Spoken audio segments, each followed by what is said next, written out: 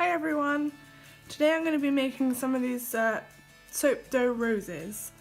I'm just going to do a quick tutorial to show you how to make those.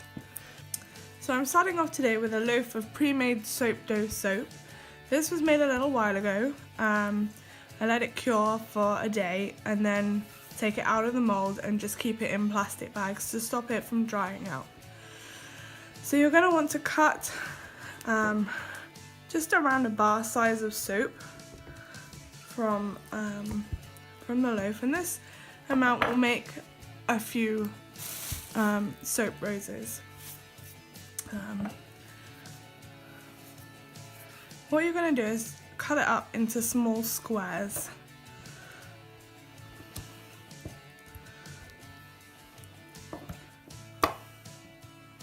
And I just use a normal kitchen knife for this.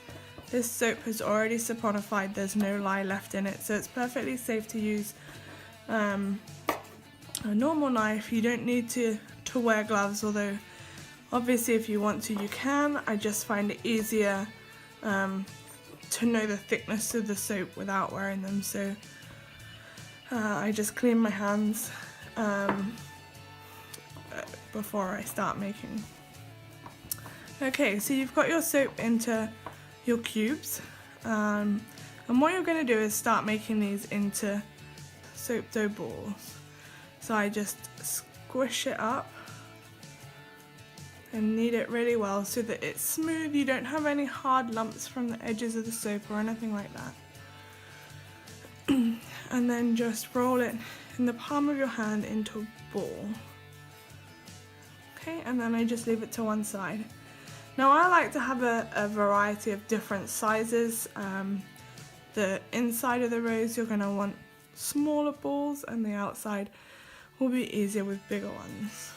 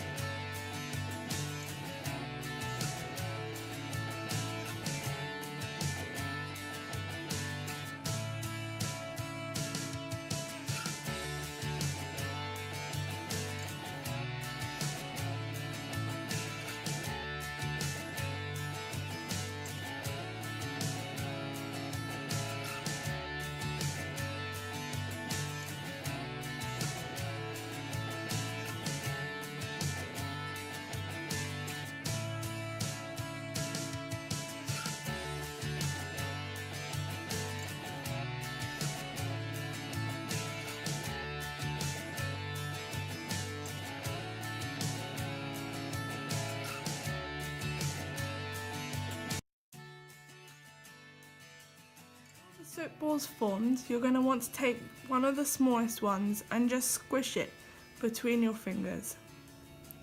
Now it doesn't matter that you've got these cracks forming, you don't want them to get too big, but they actually add detail to the edges of the petals, so that's fine. And you're just going to keep squishing them in your fingers And you'll kind of end up sometimes with a triangle, sometimes with a circle. You know, roses aren't completely the same, so it's absolutely fine. You just go with whatever the soap dough wants to do. And you're going to try and get them as small, as thin as you can. The thinner the edges are, the more realistic the rose is going to look. So when you've got it nice and thin, you're going to take a pencil, or in this case I have a paintbrush handle, and you're just going to start wrapping it around the paintbrush handle. Just be gentle at this point, you don't want it to crack. And if your soap dough is a bit drier, it can do that. So we're just forming it really loosely at this point. Okay. With that done, you can start to form it into the tight center of the rose. Okay, so you end up with a curl like this. And I'm going to take a smaller paintbrush and just shape the edges of the petals so that they start to curl outwards. And again, don't worry too much if you get a split, as long as it's not too big. Okay, and then I'm going to squeeze the bottom just to help it form on itself. And that's the center done. So I'm going to get the next one and just pick any one that you feel like using. And again, you're just going to squeeze it out into a thin petal shape.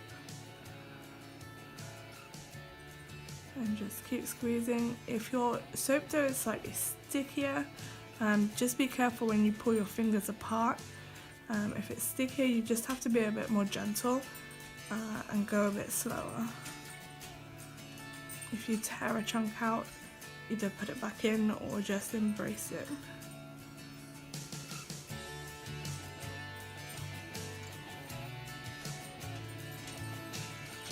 Okay, now because my soap dough here it was made a while ago, so it's drier, so I'm just gonna take my small paintbrush and some normal tap water, and I'm just gonna get the soap dough wet, just the bottom sort of half, and this is just going to help it stick onto the rose. So I'm going to take the middle part of the rose and the petal I just made and put them, so the center of the petal I just made is overlapping the join that you can see on the rose, and you're going to wrap the bottom part around until it forms the curve, and then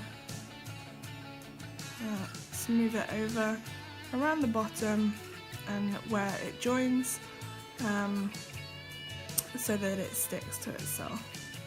And then with your fingers, or you can do it with your paintbrush handle, again you're just going to curve this slightly outwards, and then you can set it down and form the next petal.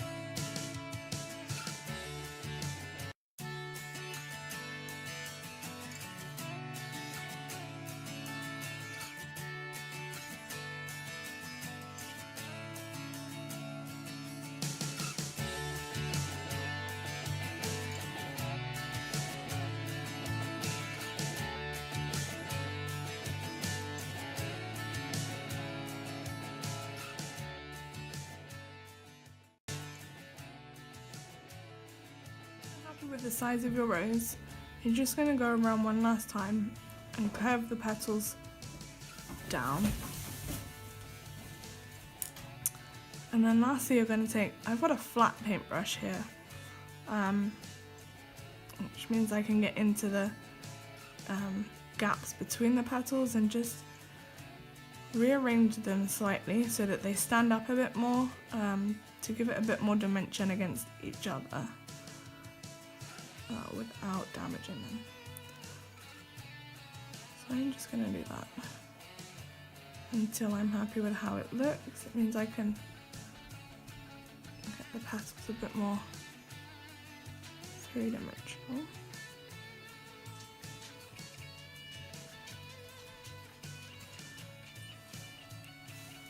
And there you have it.